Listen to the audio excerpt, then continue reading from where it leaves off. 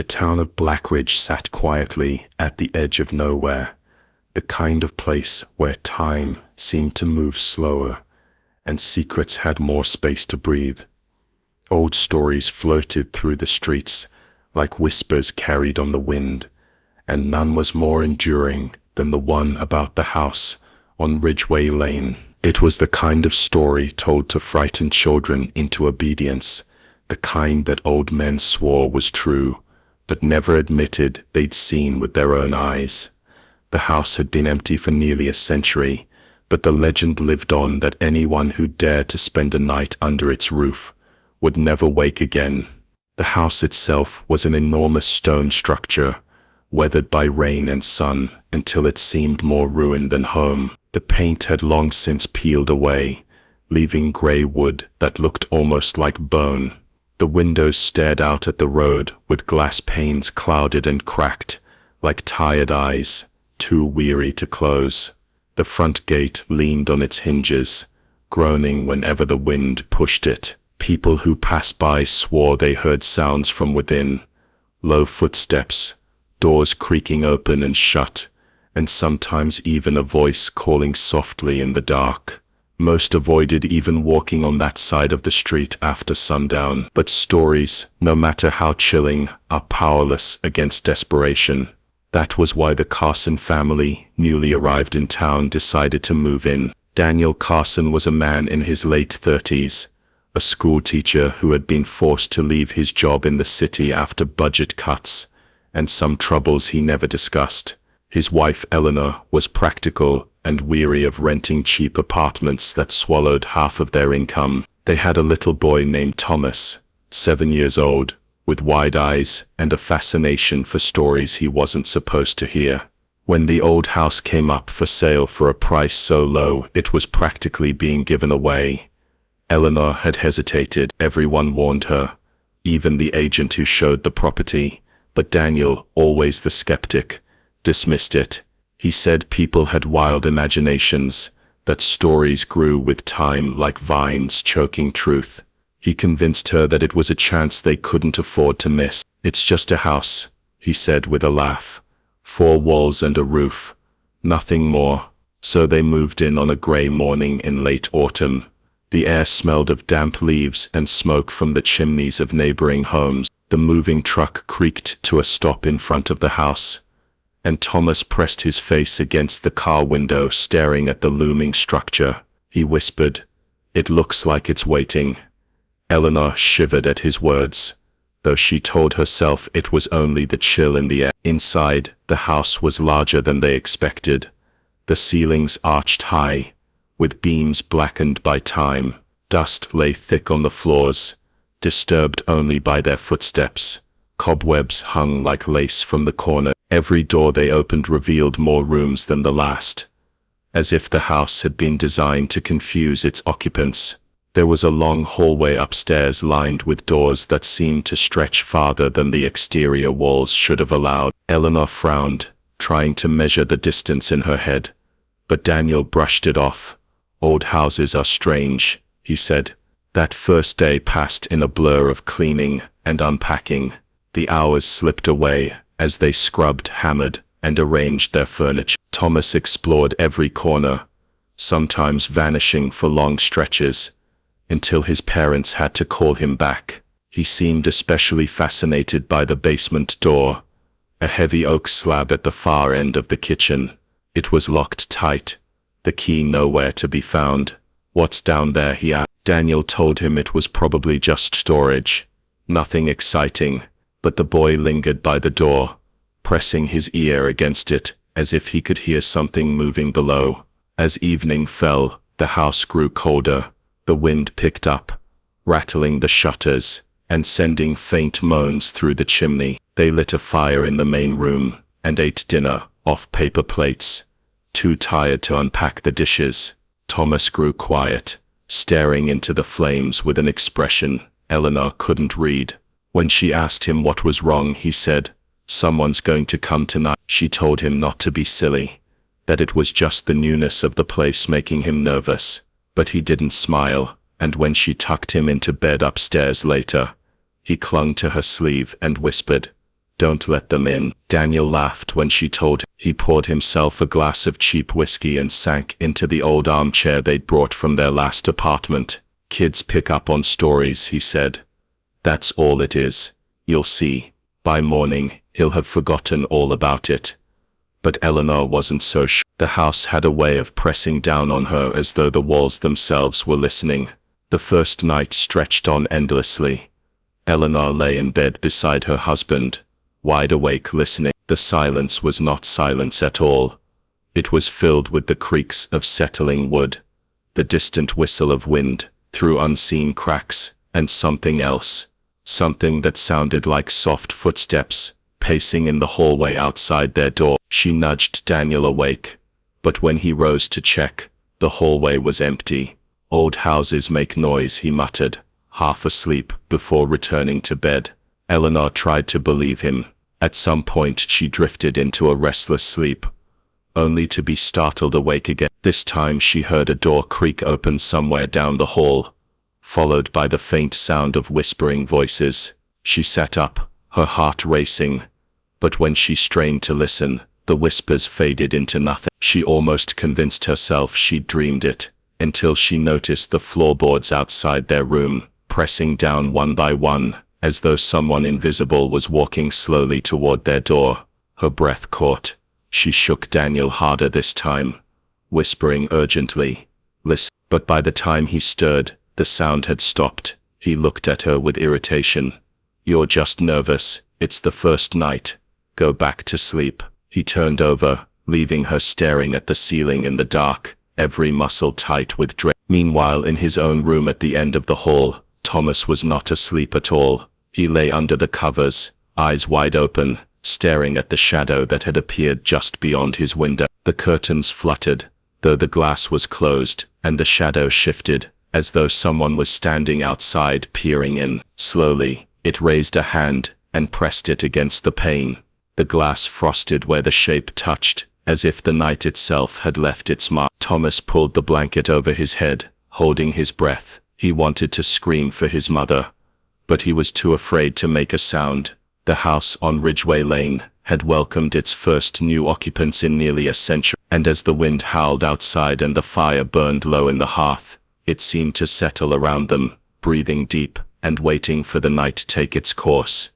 Morning sunlight streamed through the cracked windows of the old house, spilling pale gold across the dusty floors. The air smelled faintly of ash from the fire that had burned low through the night. Eleanor woke to the sound of birds outside, their calls sharp and strange in the silence. For a moment she allowed herself to believe the night's unease had been nothing more than nerve. But when she turned to look at Daniel, she saw the restless lines carved into his face, even in sleep. He hadn't admitted it, but he had heard something too. Down the hall, Thomas sat cross-legged on his bed, staring at the frosted mark on the window pane. It had not melted with the morning sun. A perfect handprint remained, pale against the glass too large to belong to him. He touched it with his small fingers, shivering at the cold that still radiated from it. He didn't call for his parents. He already knew they would tell him it was nothing. At breakfast, Daniel tried to set a tone of normalcy. He fried eggs on the small gas stove they'd installed, and hummed a tune as he served the plates. Eleanor picked at her food, her eyes flicking often toward the ceiling, listening for movement. Thomas didn't touch his eggs at all. Instead, he whispered, "They came last night." The words hung in the air. Daniel set down his fork and forced a smile. "You just had a bad dream, buddy. That's all. New house, strange noises, happens to everyone." But Thomas only shook his head. "It wasn't a dream. They were here outside my window." Eleanor reached for his hand, but hers was cold. The boy's eyes had a depth to them, as though he had seen something that didn't belong in this world. She tried to steady her voice, as she said, "What did you see?" Thomas answered without hesitation, "A thing." But it wasn't a person. His words sent a shiver down her spine. Daniel pushed back his chair. "Enough of this. We're not going to scare ourselves with ghost stories. We have enough to worry about." He carried his plate to the sink with a force that rattled the dishes. The day passed in chores. Eleanor scrubbed the floors until her hands ached. trying to erase the feeling that something unseen lingered in the corners. Daniel busied himself with fixing loose boards and hammering shelves into the wall. Thomas wandered through the house, tracing his steps back to the locked basement door again and again. He pressed his ear against the wood, listening. Once Eleanor caught him there and scolded him gently. "Stay away from that door," she said. But the boy's eyes were solemn as he replied, "It's not the door that's dangerous, it's what's behind it."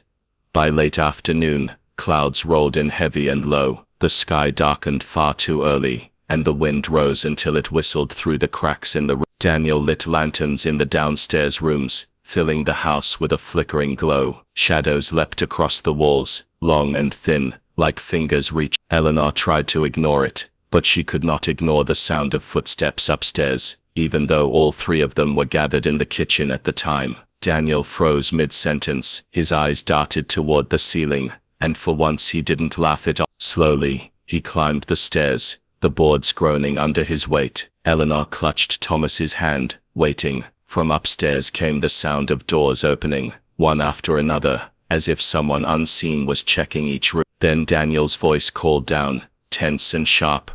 "Did you leave the windows open?" Eleanor shook her head, though he couldn't see her. He reappeared a moment later, his face pale. "Every window up there is shut tight, but the curtains were blowing as if there's a wind inside." They ate dinner in silence that night. The storm outside grew louder, rattling the shutters, but inside was worse. The steady creak of movement in rooms they weren't in, the faint sound of whispers that stopped whenever anyone tried to listen close. When they finally climbed into bed, Eleanor was already trembling. Daniel wrapped his arm around her, though his hand shook slightly against her skin. Sometime after midnight, Thomas woke again. The whispering was louder now, closer. He turned toward the window and saw the shadow wait. This time it wasn't outside. It was standing in the corner of his room, darker than the night around it. He wanted to scream, but the shadow raised a finger to its lips, silencing him before any sound could form. Then it moved, slowly, deliberately, toward the door. Thomas watched in terror as it pressed against the wood. Without touching the handle, the door creaked open, and the shadow slipped into the hallway. Thomas gathered his courage and followed. His bare feet were silent on the floor as he trailed the darkness down the long corridor. The shadow glided, not walking, but drifting, toward the locked basement door. When it reached it, the door that had resisted every attempt to open it began to groan. The lock clicked once, twice, then fell away with a sound that echoed through the entire house. The door creaked open. A rush of cold air swept up the stairs, carrying with it the smell of damp earth, and something else, something metallic, like blood left too long to dry. Thomas clutched the railing, his small chest heaving. The shadow slipped inside, vanishing into the darkness below. For a moment, silence fell again. Then he heard it, the faintest sound of crying, a child's cry, soft and broken, rising from the depths of the basement. He backed away, running down the hall, slamming his door shut behind him, but he could not shut out the sound. The crying grew louder, echoing through the walls, seeping into every corner of the house, until it seemed the whole building was weeping. Eleanor woke with a start, her heart pounding. She shook Daniel awake. "Do you hear that?" At first he said no, but then the crying reached their room, a wail so thin and mournful, it pierced the air. Daniel leapt from bed, his face pale with fear. They rushed into the hallway, where Thomas stood frozen, pointing toward the basement door. The three of them stood together, listening to the cries rising from below. Daniel's jaw tightened. "It's an animal," he said, though his voice lacked conviction. "Something trapped down there." He grabbed the lantern from the wall and started toward the door. Eleanor caught his arm. "Don't," she whispered, but he pulled away. "We can't just ignore it." The lock lay broken at their feet. The door stood slightly ajar, breathing cold air into the hall. Daniel pushed it wider, holding the lantern high. The light spilled down a narrow flight of stairs, but it barely pierced the darkness. The crying was louder now, echoing up the stone steps. It sounded like a baby, abandoned and desperate. "Stay here," Daniel ordered. He descended slowly, each step groaning under his weight. The lantern's light flickered, as though it resisted going deeper. Eleanor clutched Thomas against her, both of them trembling, as they watched the glow vanish into the black below. Minutes passed. The crying stopped. The silence that followed was worse than the sound. Eleanor's chest tightened. "Daniel," she called. No answer. She tried again, louder. The only response was the groan of the stairs and the faint hiss of the wind. Then suddenly, the lantern light reappeared, bobbing as Daniel climbed back into view. His face was white as chalk. He carried nothing.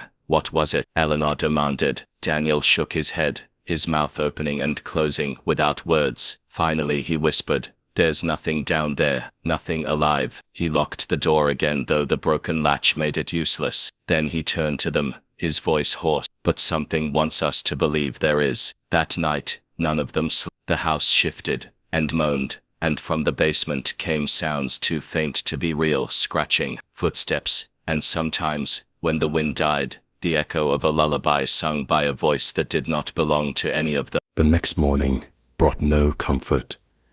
Daniel hadn't spoken more than a few words since returning from the basement. He sat at the table with his hands wrapped around a cold cup of coffee, staring into nothing. Eleanor tried to prod him gently, but he waved her off. "We'll talk later," he muttered. Thomas, pale and silent, sat across from him, watching his father with wide eyes. The boy hadn't slept at all, and Eleanor could see the dark smudges under his eyes. The day stretched painfully slow. Every sound of the house felt sharper now, more deliberate. The walls creaked. Doors shifted slightly in their frames, and once Eleanor swore she heard a soft knock coming from inside one of the walls. She tried to distract herself with chores, but her hands trembled as she folded clothes and swept the floor. Daniel left after lunch, claiming he had errands to run in town. Eleanor suspected he wanted simply to escape the oppressive weight of the house. While he was gone, Thomas lingered near her constantly. She tried to play a board game with him in the parlor, but the boy's attention kept drifting toward the basement door. Finally, Eleanor crouched down and took his hands in hers. "Tell me what you're hearing," she said. Thomas hesitated, biting his lip. Then, in a low voice, he said, "The baby cries when it's dark, but it's not just a baby. There are others with it. They don't let it stop." The words chilled her. "Others?" she asked. Thomas nodded. "They whisper to me when I walk past. They say they've been waiting. They say we shouldn't be here." Eleanor pulled him close, her arms tightening around him. "It's not real," she whispered, more to herself than to him. But deep down she knew the child was telling the truth. By evening, Daniel returned, carrying an old book tucked under his arm. He claimed he'd found it at the town library. Its leather cover was cracked, and the pages yellowed with age. He laid it on the table and opened it carefully. Inside were records of Blackridge, going back nearly 200 years. "I asked about the house," he said. The librarian didn't want to talk, but I pressed her. "This house belonged to the Whitlock family. They were wealthy, owned most of the land around here." He turned pages until he stopped on a faded photograph. It showed a grim-looking couple with hollow faces, standing in front of the very house they now lived in. Between them was a baby in a white gown, its face pale and blurred by time. "Their child died young," Daniel explained, "and after that, something changed. Neighbors reported screams at night, strange chanting.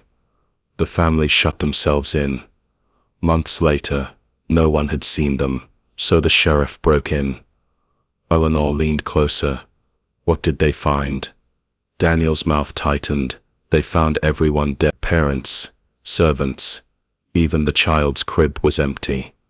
No sign of the baby. They buried the family in unmarked graves outside town. After that, the house was abandoned. Every few decades, someone tries to live here. They never lie. The story is always the same. Sounds in the night, voices, footsteps, and then people vanish." Silence fell over the table. The lantern flame flickered between them, casting long shadows. Thomas whispered, "The baby's still here, Daniel slammed the book shut, startling them both. "It's nonsense," he snapped, though his voice shook. "Old stories to scare people." He rose quickly and paced the room. "We're not going to fall into that trap." But Eleanor could see the fear in his eyes. That night, the house did not wait long. As soon as the lanterns were extinguished, and the family retreated to their rooms, the sounds began again. Footsteps circled the upstairs hall. The basement door rattled in its frame, though no one touched it. And then came the lullaby. Low, almost tender, but sung in a voice that rasped like it belonged to someone long dead. Eleanor clutched the blanket around her shoulders, whispering prayers she hadn't spoken since childhood. Beside her, Daniel lay stiff, pretending to sleep. She knew he heard it too. Thomas could not pretend. The singing drew him from his bed, pulling him like a thread being wound on a spool. He opened his door and stepped into the hall, barefoot, shivering in his thin pajamas. The melody floated down the corridor, leading him to the basement stairs. The door was wide open now, though no one had touched it. Cold air poured upward, carrying the faint smell of earth and rot. He descended one step, then another. The darkness thickened around him, swallowing the dim glow of moonlight from above. When he reached the bottom, the crying stopped. The silence pressed against his ears, until he thought his head might burst. Then from the shadows, a small voice whispered his name. He spun, heart hammering. At the far side of the basement stood a crib. Its wooden bars were splintered, the bedding inside rotten and blackened with age. Yet within it lay a bundle that shifted, a pale shape wrapped in tattered cloth. Tiny fingers reached up toward him. "Thomas," the voice whispered again, though the lips of the bundle never moved. He stumbled back, his breath tearing from his chest. Shadows moved around him, circling like wolves. A dozen voices rose in unison, whispering, chanting. He couldn't understand the words, but he knew they were meant for him. He turned to run, but the stairs seemed farther away, stretching into the dark. A hand grabbed his shoulder. He screamed, only to see his father looming above him. Lantern blazing in his hand, Daniel yanked him up the stairs, slamming the basement door shut behind them. His face was drenched in sweat, his eyes wild. "Don't ever go down there again," he hissed. Eleanor rushed to them, wrapping Thomas in her arms. "What did you see?" she asked desperately. But Daniel shook his head. "It doesn't matter. We're leaving. Tomorrow." But tomorrow, the tomorrow never came. At dawn, Daniel tried to start the car, but the engine refused to turn over. He lifted the hood, checked the battery, even cursed, and slammed the door, but nothing worked. Eleanor suggested asking the neighbors for help, but Daniel's face darkened. "The neighbors won't come near this place," he said, "not after what they know." So they were trapped. The day dragged on, with unbearable tension. Eleanor jumped at every sound. Thomas wouldn't leave her side. Daniel paced the rooms, restless, as if expecting something to strike at any moment. As evening fell once again, the storm returned. Rain lashed against the windows, and thunder shook the walls. Eleanor lit every lantern they had, filling the rooms with wavering light. But the shadows did not retreat. They grew darker, thicker, as if the light itself fed them. That night, the house revealed more of its truth. As the family huddled together in the parlor, the air grew icy cold. Their breaths misted in front of their faces. The fire sputtered and died, though the wood was still fresh. From upstairs came the sound of many feet, running back and forth, slamming doors. Then slowly, one by one, the doors opened again. Eleanor clutched Thomas, her nails digging into his shoulders. Daniel stood, clutching a fireplace poker, his knuckles white. The lullaby began once more, this time louder, rising above the storm, and beneath it came the crying, soft at first, then sharper, until it echoed through every wall. Thomas whispered, "They want me." Eleanor held him tighter. "No, no one's taking you." But as the house shook with the sound of voices, the broken lock on the basement door gave way. It swung open with a crash, revealing the stairs yawning down into blackness. The cries rose from below, insistent, beckoning. Daniel stepped forward, lantern trembling in his hand. "If this house wants a fight," he muttered, "then it's got." And with that, He descended once more into the darkness, leaving Eleanor and Thomas at the top of the stairs, the cries of the unseen child echoing through their bones. Daniel's boots thudded on the basement steps, each one echoing far longer than it should have, as if the house was repeating the sound to remind him how deep he was going. The lantern swung in his hand, casting jagged shapes across the stone wall. His breath rose in white clouds, though the air smelled not only of cold earth, but of something sour, like spoiled milk and rust. Behind him, Eleanor clutched Thomas at the top of the stairs. She wanted to scream for Daniel to come back, but the words lodged in her throat. Thomas pressed his face against her chest, trembling, whispering over and over, "Don't let him go, Mama. They don't want him. They want me. They want me." Daniel reached the bottom step, raising the lantern high. The feeble light revealed the crib he had seen the night before, though now it was closer than before, pushed into the center of the room, as though it had been waiting. The bundle inside shifted again, and he heard the faint, wet sound of something breathe. "Show yourself," Daniel growled, though his voice cracked at the end. His grip tightened around the poker he had carried down with him. The bundle stirred.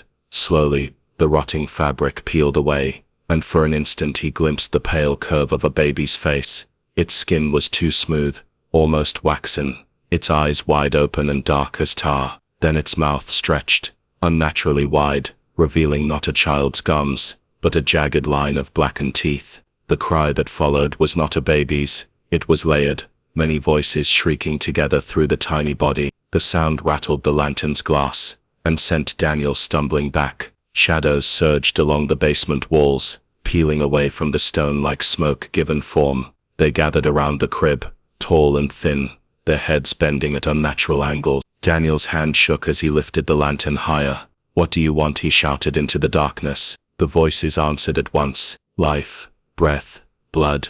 The shadows surged forward, but the lantern's flame flared bright, holding them at bay. Daniel swung the poker wildly, striking nothing but air. Still, the shapes recoiled slightly, hissing. The crib rattled violently, the bundle inside writhing as though something far larger than a child was trying to crawl out. Upstairs, Eleanor could take no more. She shoved Thomas behind her, whispering for him to stay put, and descended the steps quickly, her skirts brushing the cold stone. Her husband looked half mad in the flickering light, his eyes wild, his jaw clenched. When she reached him, she grabbed his arm. "We can't fight this," she screamed over the wailing. "We have to leave. We can't leave." Daniel shot back, spittle flying from his lips. "The car won't start, the neighbors won't come, and this house won't let us go until we face it." The voices laughed then, a chilling echoing chorus. "You cannot leave. You are chosen." The floor shuddered beneath their feet,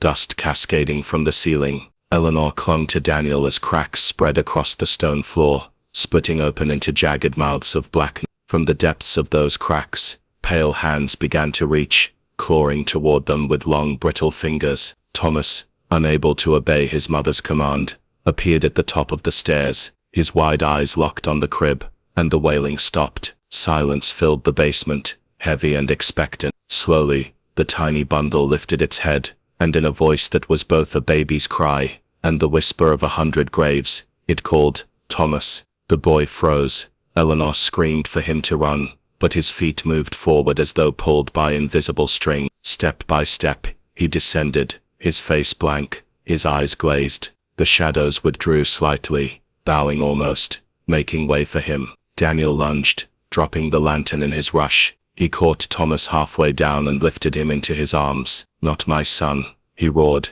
his voice breaking. But the lantern had shattered, its flame snuffed, leaving them in nearly complete darkness. Only the faint glow of the crib lit the room now, pale and unearthly. The baby thing within it giggled, a sound that sent bile rising in Eleanor's throat. It stretched its tiny arms outward, and the shadows surged again, wrapping around the family like ropes. Daniel swung the poker wildly, but the iron passed through the shapes, as though through smoke. Still they tightened, dragging at his limbs, pulling him toward the crib. "Give him," the voices demanded.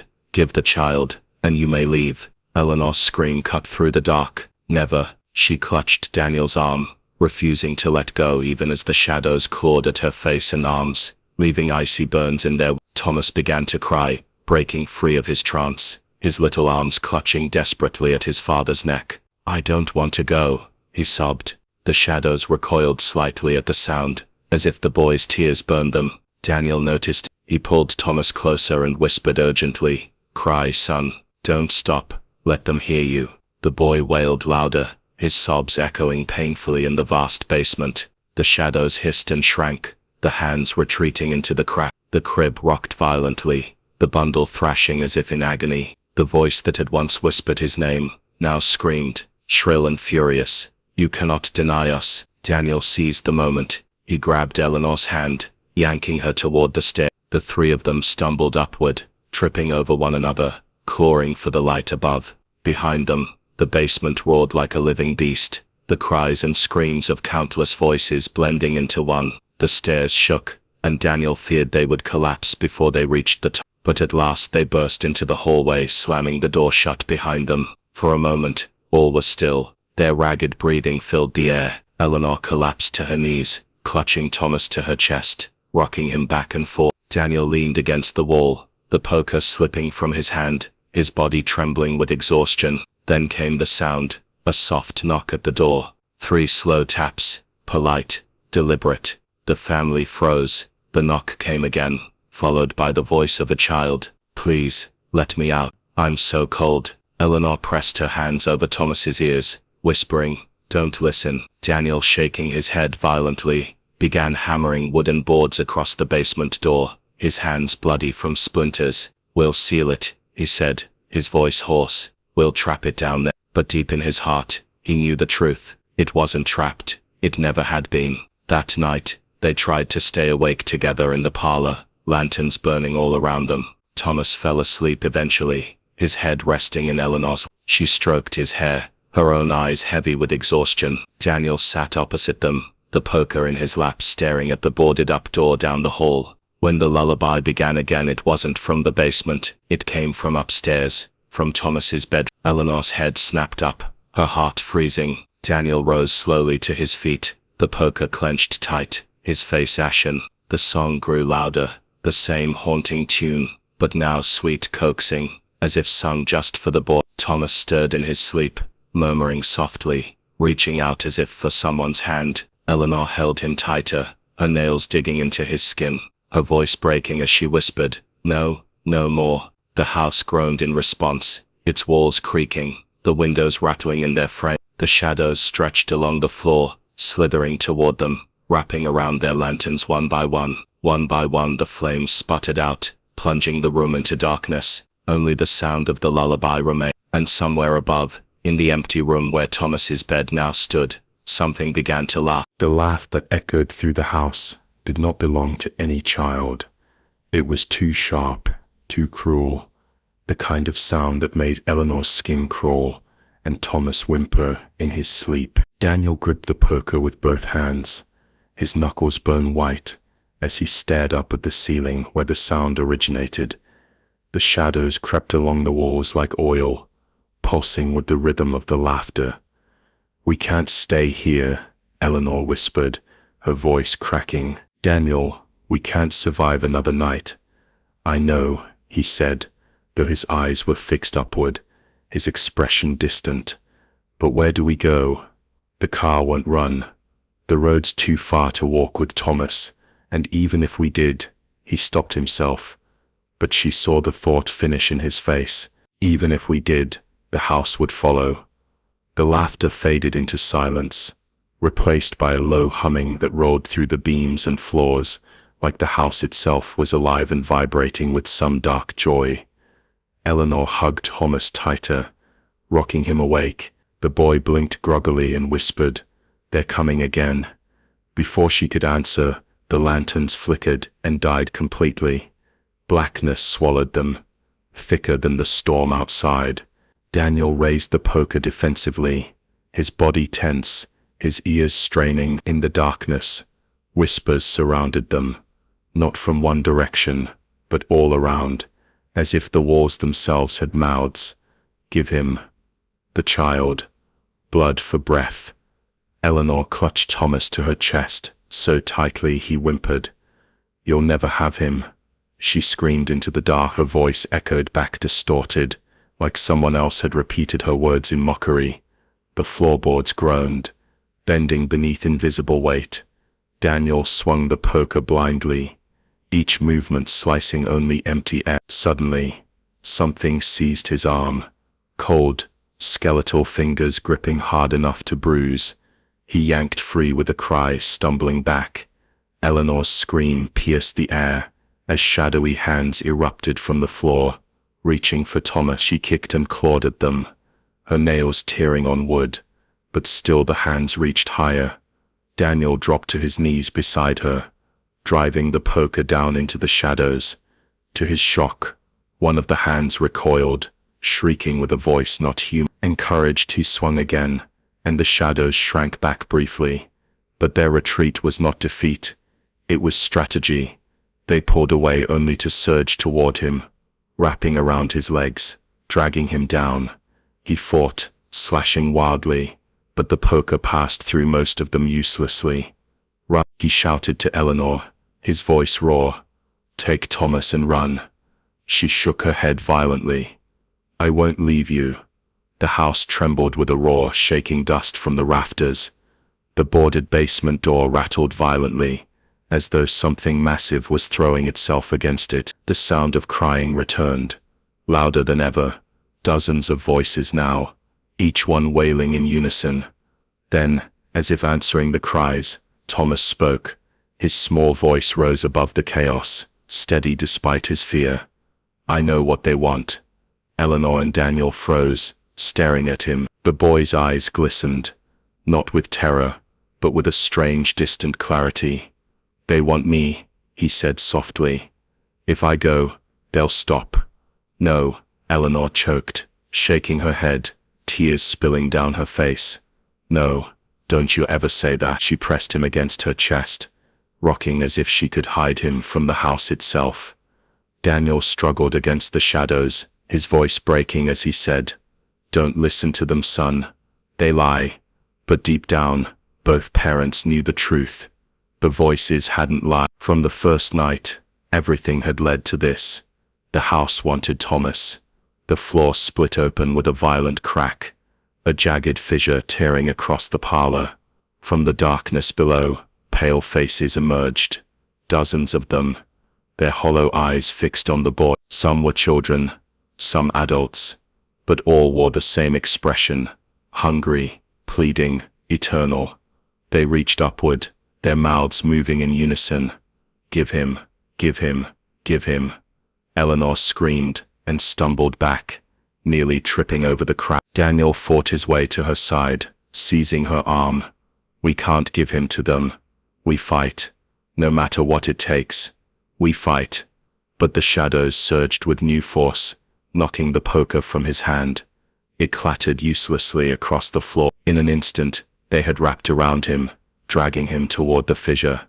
He roared in defiance, clinging to the floorboards, his fingers bleeding as the wood tore into his skin. Eleanor shrieked his name, reaching for him, but she couldn't move fast enough. Daniel's eyes met hers for a single desperate moment, filled with both terror and love. Then the shadows yanked him down into the dark. His scream cut off abruptly, as the fissure sealed shut, leaving only silence. Eleanor collapsed to the floor, clutching Thomas, sobbing hysterically. "Daniel, Daniel!" Her cries echoed through the house, unanswered. The shadows retreated briefly, as though satisfied, but the relief lasted only a breath. The whispers returned, circling her. "Not enough. Not enough. The child is ours." Thomas buried his face against her shoulder, whispering, "I told you they want me." "No," she said fiercely, wiping her tears with shaking hands. "They can't have you. They'll never have you." But even as she said it, the air grew cold. From the stairs above, the lullaby began again, louder, richer, almost mocking. The house was not done. It would never be done until it had what it wanted. Eleanor dragged Thomas upstairs, her body shaking with exhaustion and grief. She locked them in a bedroom, pushing furniture against the door. The two of them huddled under a blanket, in the corner, lantern light trembling around them. She kissed the top of his head, whispering promises she wasn't sure she could keep. The boy looked up at her, his eyes too old for his years. "He's not coming back, is he?" Her heart shattered, but she forced herself to whisper, "We'll see him again, we'll find a way." But Thomas only shook his head. "No one leaves this house." The words silenced her. For hours they sat, together, waiting, listening to the house breathe around. The shadows crept under the door, whispering, laughing softly. Sometimes the voice of Daniel called her name, faint and broken, as if begging her to open the door. Sometimes the baby cried again, shrill and desperate, shaking the walls with its wail. When dawn finally arrived, the voices ceased. The house grew quiet, deceptively peaceful. Eleanor dared to believe they might have survived another night. She opened the curtains to let in the weak sunlight, breathing deeply as if air itself had returned to her. But when she turned back, Thomas was no longer in the blanket beside her. He stood at the door, staring at the shadows seeping along the edges of the boards. His face was calm, almost serene. "They won't stop, Mama," he said softly. "Not until I go." Before she could reach him, the boards cracked and fell away, the door swinging open on its own. The shadows parted like a curtain, revealing the hallway beyond. At the far end stood the crib, though they were on the second floor now, and the basement was far below. The crib's pale glow filled the corridor, and the baby's soft voice called again. "Thomas!"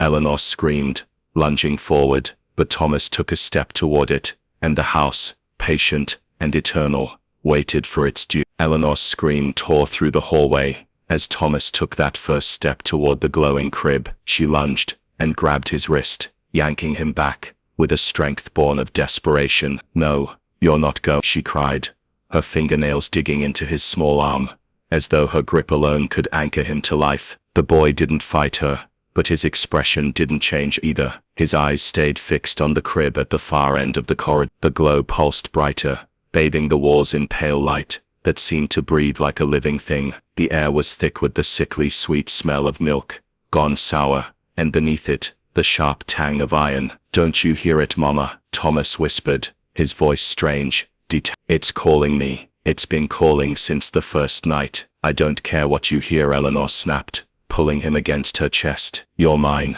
You're alive, and you're mine. I won't let them take you." But the crib pulsed again, and the lullaby returned, soft, melodic, wrapping itself around her ears like silk. The voice of the baby wasn't just crying now, it was singing, each note rising and falling in unnatural harmony. "Sleep, little one, come to me, little one." Eleanor pressed her palms against her ears, but the song burrowed inside her skull, vibrating against her bones. She staggered, her knees buckling. Thomas slipped from her arms and began walking again, drawn like a moth to flame. "Thomas!" she shrieked, scrambling to her feet. She darted forward, blocking his path, and dropped to her knees in front of him. She cupped his face in her trembling hands. "Listen to me, that isn't real. It's a trick. It killed your father. It wants to kill you too." But the boy only blinked at her slowly, his small hands rising to rest on hers. His voice was calm, eerily calm, as he said, "Maybe if I go, it'll let you go. Maybe it just needs one more." Her heart broke at the words. The logic was childish, and yet unbearably reasonable. That was how the house worked. It fed on bargains, on sacrifices. Her grip tightened. "No, we'll find another way. We'll burn this place to the ground if we have to, but I will not hand you over."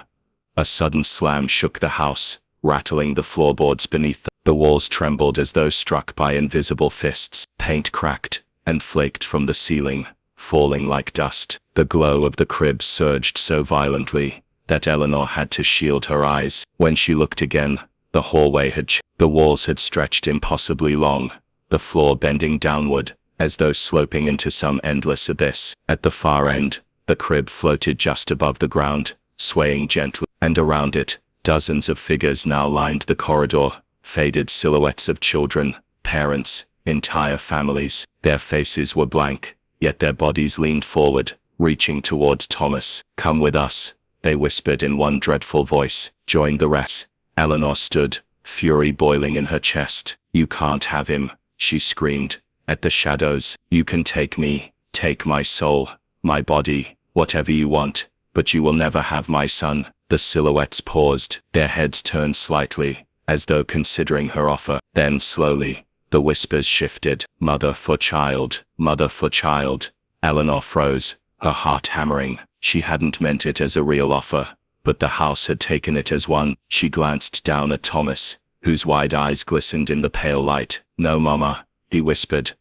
Don't say that. The shadows advanced, their outlines solidifying into clearer shapes. Faces emerged, pale, sunken, with mouths open in eternal cries. Some were missing eyes, some had gaping wounds, others carried infants in their arms, rocking them endlessly though the children were nothing but bones. Their voices rose together, deafening now. Give the Eleanor clutched Thomas and backed away, but the hallway stretched again, pulling the crib farther from them, pulling the shadows closer. She tripped over the uneven floorboards, barely managing to keep hold of her son. Then, without warning, Daniel's voice rang out from behind. Eleanor. She spun, hope flaring in her chest. At the far end of the hall where they had come from, she saw him, Daniel, standing in the doorway, his face pale but alive. His shirt was torn, his arms bruised, but his eyes shone with the fierce determination she knew so well. Daniel, she cried, relief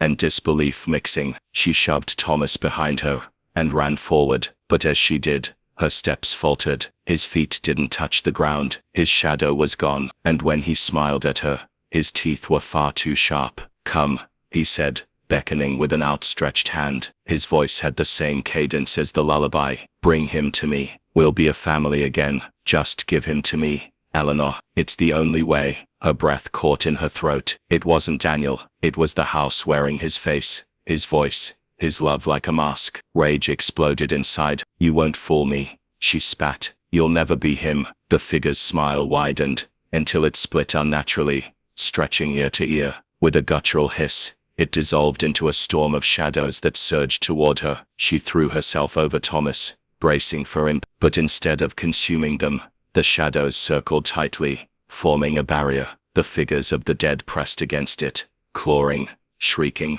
but unable to break through. Eleanor realized the truth with a start. The house wasn't united. It was fighting itself. Some part of it wanted the child, but another force, deeper and older, was protecting him. The crib's glow flared brighter still, almost blinding. From it, the sound of a baby crying grew louder, more frantic. Eleanor felt Thomas stiffen in her arm. His small hands clutched her dress, and in a trembling voice he whispered, Mama, that's not a baby, that's me, that's been me, all along. Her heart stopped. She stared at him, horror twisting her insides. What are you saying? But Thomas's eyes brimmed with tears. It wants me, because I was born here. I wasn't supposed to leave. I've always belonged to the house. The words sank into her like knives. She shook her head violently. No, you're mine.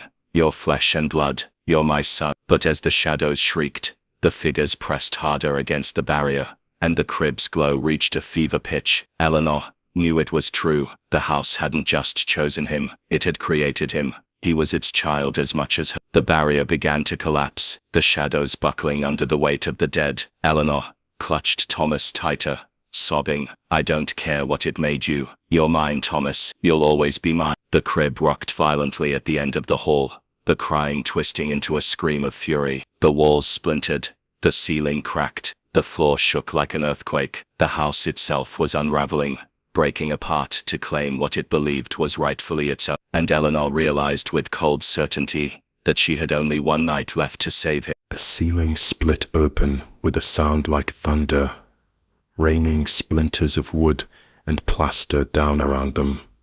Eleanor threw herself over Thomas as debris struck her back, tearing her skin, but she barely felt it. All she could hear was the furious wail from the crib at the end of the collapsing corridor. It was no longer the cry of a baby.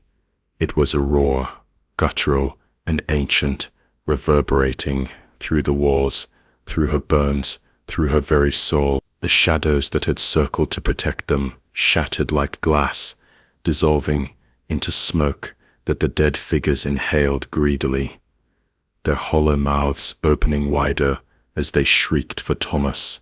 She stumbled to her feet, clutching her son to her chest, and ran, but the hallway stretched again, impossibly long, pulling the crib farther and farther away, even as the figures closed in behind. Every door she passed rattled violently, as if unseen hands inside pounded to be let out. She screamed for help, but the sound was swallowed, devoured by the roar of the house itself. Thomas pressed his face against her shoulder, his voice muffled but steady. "Mama, it won't stop. It's going to take me. I can feel it." "No," she cried, her throat raw. "I won't let it." The hallway bent and twisted like a serpent, and suddenly they were back in the nursery. The crib sat in the center, glowing so brightly it seared her eyes. The walls bled, crimson rivulets dripping down the faded wallpaper, pooling across the floorboards. Toys scattered across the room, jerked to life, their wooden limbs clattering as they dragged themselves toward the crib in worship. Eleanor backed into the corner, clutching Thomas, but the boy squirmed against her grip, turning his tear-streaked face toward the glow. "It's me," he whispered again, louder this time. "It's been me since the beginning. I can hear my own voice in there. I'm split, half here with you, half there with it." Eleanor's heart twisted. She grabbed his chin, forcing him to look at her. "Listen to me. I don't care what this house made you. You're real, because I love you. You're real, because you've lived. Every laugh, every scrape on your knees, every bedtime story. I gave you those. You're mine, not this thing's." For a moment, his eyes softened, but then the glow surged, and Thomas's pupils dilated until his eyes were black voids. His small body convulsed, and his voice deepened into something inhuman. "Mother is wrong. I was never hers. I was born of this place. I will return." Eleanor slapped him, hard enough to snap his head to the side. The sound cracked through the room like a gunshot. Tears streamed down her face as she shouted, "You are not the house. You are my son. Fight it, Thomas." The crib rattled violently, rising from the floor until it hovered in the air, suspended by nothing. The wail became a scream of rage, and spectral hands burst from beneath it, clawing at the air, reaching for the boy. The dead pressed in closer, their whispering a fevered chant. "Give, child."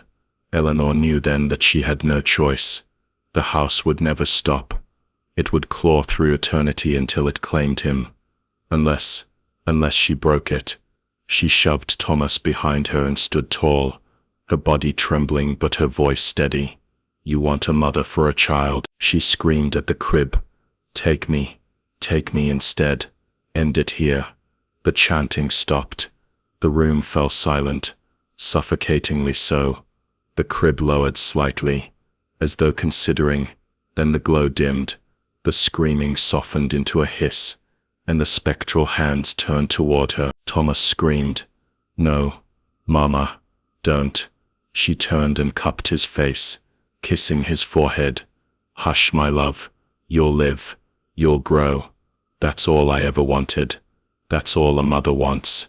The hands reached her, wrapping around her waist, her arms, her throat. Their touch burned like fire and froze like ice.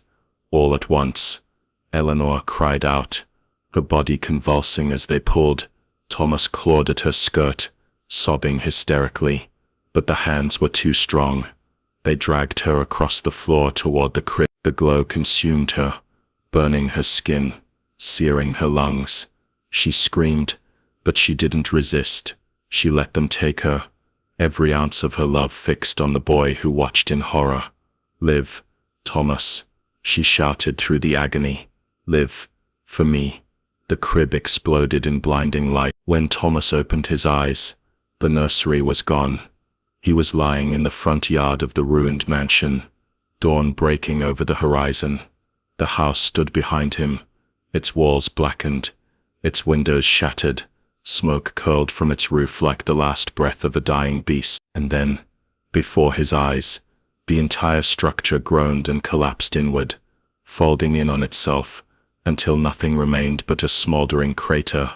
Thomas sat up, trembling, his small hands clutching at the empty air. "Mama," he whispered, his voice breaking. But there was no answer, only the wind, carrying the faintest echo of a lullaby. Years passed. Thomas grew into a man, carrying the scar of that night in every breath he took. He never spoke of the house, not to anyone. But sometimes, late at night, he heard her voice, not the house, not the crib, soft, warm and loving, whispering in the dark, "I'm here, my son. I'm always here." And he would weep, because though the house had tried to claim him, his mother's sacrifice had bound him forever to the world of the living. He was hers, truly hers, and nothing would ever take that away. Yet deep inside, in dreams too vivid to ignore, he sometimes saw the glow of the crib, and the faint outline of a woman standing beside it, watching him, not with malice, but with a love so fierce, it transcended death itself. The house was gone, his mother was gone, but her promise remained, and so did the crib, waiting somewhere beyond the veil, rocking slowly in the endless dark. And so, the tale of the cursed crib reminds us that evil does not always live outside. It can grow silently within the walls we call home. Some say the house still stands, its windows dark, its doors sealed. Locals whisper that on stormy nights, the faint sound of a baby crying drifts through the wind. Was it truly the spirit of a child, or the echo of a mother's unending torment? That answer may never come, but one truth remains. The past does not die. It waits, lurking, ready to claim those who dare to remember. This was the Crimson Truth. If you found yourself drawn into the shadows of this story, don't forget to subscribe, share, and return for the next mystery that the world has tried to bury, because some truths are crimson for a reason.